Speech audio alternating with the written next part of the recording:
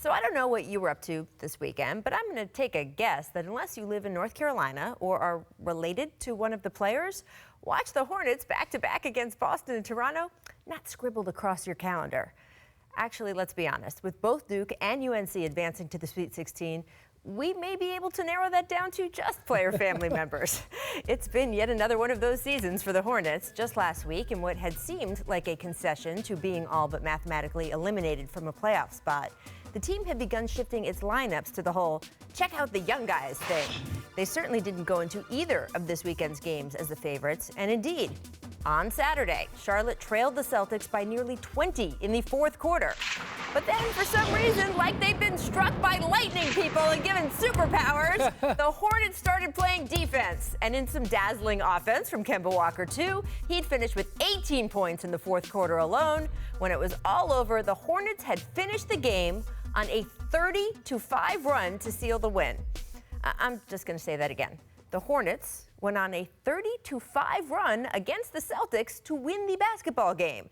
And if you're surprised, imagine how Kyrie Irving felt. Here's what he said post-game. Quote, "We should have probably trapped Kemba a little more, like every other team does in the league, you know. But we didn't. He torches us every time we play them, so it's no surprise."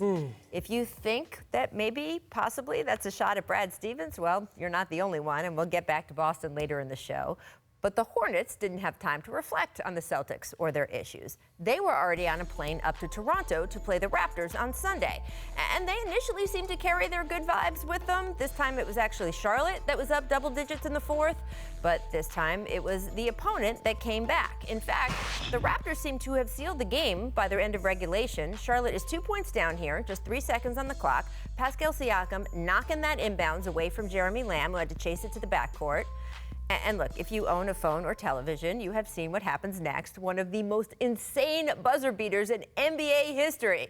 Take a look. I mean, come on. Watch him launch this. Bank.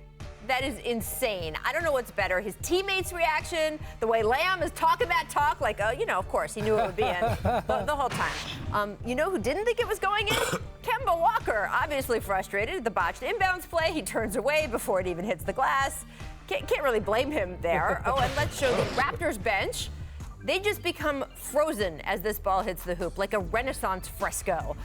Meanwhile, up in the stands, here's just a little sample from the IG account of a Toronto fan who brought his mother to see her first ever Raptors game.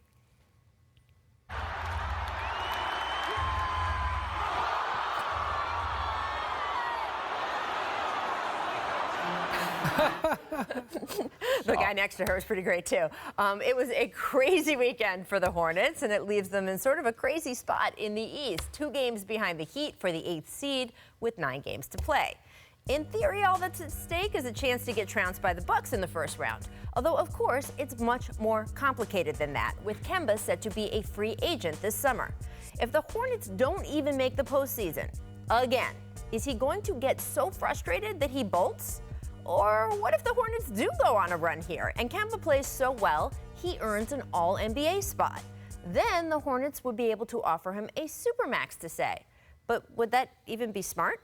We've seen supermaxes cripple some franchises, and Kemba is going to be 29 by this summer, still 6'1", and do you want to offer him $220 million over the next 5 years? The variables of which way this could go are huge. And it would be pretty amazing if it all ended up having swung on 2 crazy days on the calendar in March when most people were busy doing something else. Man, you've been talking about this all morning on how you could see this playing out. Can you educate me and Scottie on some of the permutations? I think the Kemba Walker contract situation is one of the most complex I've seen in recent NBA history. And I know it's hard to see that because he's not as high profile as a player as the other free agents. But I agree with you, Rachel. I think giving Kemba Walker $220 million is frankly a bad contract. That is a contract that in 2 or 3 years could be a problem because of the history of players with his size when they get on the other side of 30. And yet he is really underpaid. He's been underpaid for the last few years because he signed before the 2016 cap spike. So if you're him, you're saying, if I'm going to play in Charlotte where I'm not necessarily going to have a chance to play for championships anyway, you're going to at least give me the money if I'm not going to go to New York or somewhere else. But how do you justify that if you're the Hornets, who are already one of the most challenged economic teams in the league?